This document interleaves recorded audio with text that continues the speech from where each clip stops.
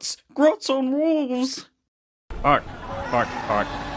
Bark, bark, bark, bark, bark, bark. Hello, in this video I'm going to be checking out the latest Warhammer Preview which took place at the US Open Grand Narrative Finale 2022. And I'll just be checking out the fantasy bits because that's my jam. We've got updated Wolf Riders, we've got the Gloomspite Gitz for Underworlds, and a plastic Beastlord. And I'll be smushing together the information we've got from the online articles as well as the online Twitch stream. Let's check it out. Hello, so I'm David, this is Hobby Jackal, and I'm going to dive into all the information we got from this latest preview. Factoring in the bits and bobs from the online articles as well as the information we got from live Twitch stream with Adam Troke, the lovable Hobbit, and Alex Doddy, who's giving Matt Berry a run for his money on the narration stakes. So diving in with the first article, the Gloomspite Gitz crashed a party atop new Snarlfang steeds. Now all these articles in this preview landed on the 18th of November if you were in America, or the 19th of November in the UK in the early hours of the morning. Right, let's check out those wolves. Described as bringing a fast and flexible element to Gloomspite Gitz, the models are absolutely fantastic and totally on par with what we've seen for Underworlds. The wolves, in my opinion, are the best we've ever had for Warhammer, perhaps alongside the recent Dire Wolves for the Soulblight Gravelords.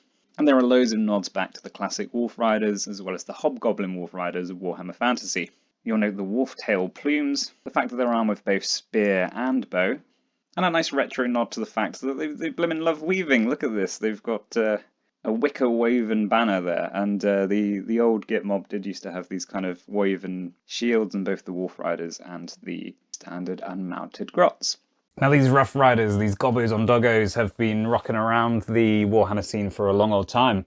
But they haven't had a new set of plastic wolves for blimmin' ages, with the 1993 Orcs and Goblins book featuring the same plastic wolves that were then featured again forevermore, really, until Rippas Snarlfangs made their appearance in Warhammer Underworlds. And as you can see across these pages, the riders did get updated, and the common goblins got known as Git Mob Grots in Age of Sigmar, and cool to see that they are actually sticking around. I thought they were just going to be phased out and it was just a novelty for Underworlds. And back to the article. They give us a brief preview of the rules, saying that Snarlfang Riders have the Smell Weakness ability, which allows them to add 1 to hit rolls for attacks made with this unit's slavering jaws that target a unit that has 1 or more wounds allocated to it. Most excitingly of all, there is a new Gloomspite Gitz Battletome incoming, albeit with the same artwork as the previous edition. They note lots of units are getting new rules and abilities, and there are some tasty stat boosts across the Battletome, singling out Squigs, which are getting better, bouncier and bitier, making an all-Squig army even more viable. Not to mention rampaging Troggoth skittering spiders and hapless shroom-addled Grots. Before I move on to some more exciting Grot-related news, I will just say that during the live Twitch stream they did say there's some interesting lore around these guys, with their wolves howling at the bad moon, and there was mention of the fact that their nemesis in their eyes is Frazzle, which is essentially the light of Hish, or, you know, their equivalent of the sun. I love that they refer to it as Frazzle. That's come up before in the Gloomspite Gitz, with one of the Gobbapalooza actually representing Frazzle. They're scared of light, bless them.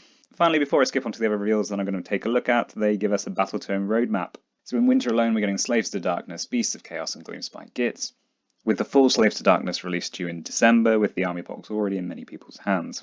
Cryptically in spring, we're getting an unnamed Order Battletome, 2 Chaos Battletomes, and 2 Death Battletomes, with an Order Battletome to follow in the summer. Let me know in the comments what you think they might be.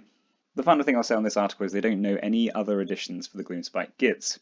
However, as you'll see in a moment, there is a new Underworlds warband, and there's nothing to say that there aren't any new models. So you know what would be lovely with Beast of Chaos and Gloomspite Gitz coming out soon? Wouldn't it be great to have those two show up in Warcry?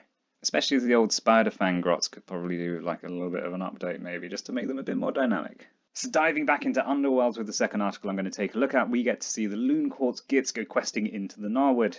Now I've already done a video saying how we were pretty much definitely getting Moonclan, and even singled out the Boingrot Bounder Rumour engine that we had floating around before. Now, as mentioned, we've seen most of the Moonclan range in Warhammer Underworlds before, so actually there's a lot of similarities with this warband and the one we got before. But I absolutely love them, aren't they brilliant? So in the Twitch stream they noted that Grinkrak, pictured here, is leading these Loon Knights and convincing them all that they're on these heroic quests, even going so far as to actually formally knight the individual Grots. Now, whilst he might look a bit like it, this character is not a spellcaster, and he's going to be hacking at foes with a big old moon cutter. Alongside him, you're getting this absolutely amazing Squig catapult, a Boingrot Bounder with the aforementioned Rumour engine, and a brilliant expression on this Squig they're riding. Squig on a stick! And I will just mention as well, there's a few design elements that they've chosen to kind of copy and paste in the design process here. So this particular face on the Grot and the 2 Squig faces Be resized admittedly, but reused. But, you know, work smarter, not harder. And if it allows them to produce these beautiful models, totally with them. Now, going back to the live stream, they mentioned that this fungal trumpet here actually does function as a missile weapon.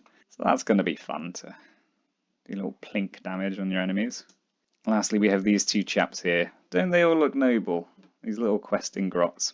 So worth noting that there are a couple of rumour engines floating out there which are Gloomspite aligned as far as I can tell. There is this one which is an obvious mooncutter-like symbol, and there's also a blatant Ragnarok spider skull. Now this one may not be Gloomspite because it could be a piece of scenery, maybe for Warcry where they've got skulls littered all over the place already, or it could be an incarnate of Ger. So we've already seen the Krond Deely incarnate. I mean, I'd just quite like to see an old battered Ragnarok stumbling along, and it might be that the image is cropped in such a way that those aren't holes right through the skull. It doesn't look like it could survive that injury, but who knows. So carrying on down the article, we learn a bit more about their abilities in the game, and we also get a look at the regular version and the inspired version of Grinkrak the Great. Sporting a standard movement of 3, he's actually really tough with 2 shield defense, but the 3 wounds do mean if a decent attack gets through, yeah, he's gonna cark it. That said, the Moon Slicer itself is actually pretty damn good, especially by Grot standards, going up to 3 hammers to hit, and a reliable 2 damage once inspired. Finally, I'll touch on the reaction. This is the dubbing, this is the knighting of the Grots. So you can use this when you score a non-quest objective. You can choose one other surviving friendly fighter to inspire. Now they do say they're going to go into more details as to what these quests actually mean in future articles, but we do actually, if we freeze frame part of the video, get a look at 3 of the cards, and there's a hint as to how the quest will work. So on the right of this image we have an objective, and this one is a quest objective. We give this to a friendly fighter with no tokens or quests in the power step, and if the fighter is taken out of action you can add this card back into your hand. Although it looks like it might say you can't do this if you have 3 or more objective cards already. So you score this objective immediately, which is usually referred to as a surge objective.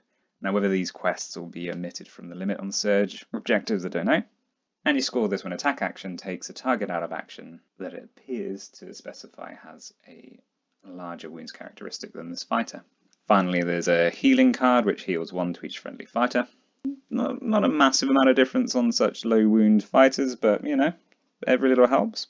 And also the Wicked Slitter, which is hitting on 3 daggers and does 1 damage, which does have the grievous ability there, but does suggest that perhaps they're not going to have the punchiest of attacks if this is what an upgrade looks like. So returning to the end of the article again, we're told we're going to see more. And we do know from the roadmap that's already been released that these are going to be coming in December, so not long to wait. And I'll definitely be picking these up. So the final part of the preview that I'm really going to focus in on, enter Beast mode with the new Beastlord. Beast of Chaos fans have sort of felt slightly overlooked, although I think they have a really consistent range. Perhaps they've not been able to play in the ways they'd like to. Now alongside the glorious plastic Shaman, they are getting a plastic Beastlord.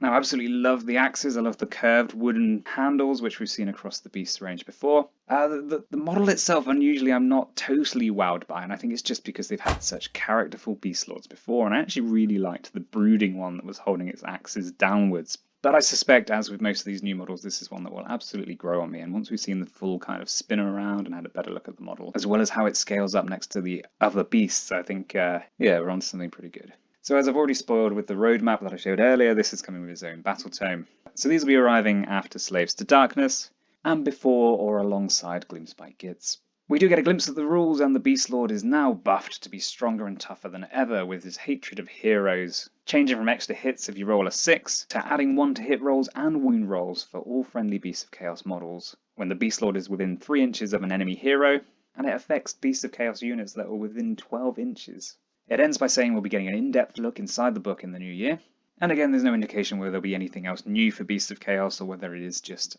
the revamped book and this model, which would follow most of the releases we've been getting so far. Right, so thank you for watching. Let me know what you think in the comments. Love to hear from you. Cheers.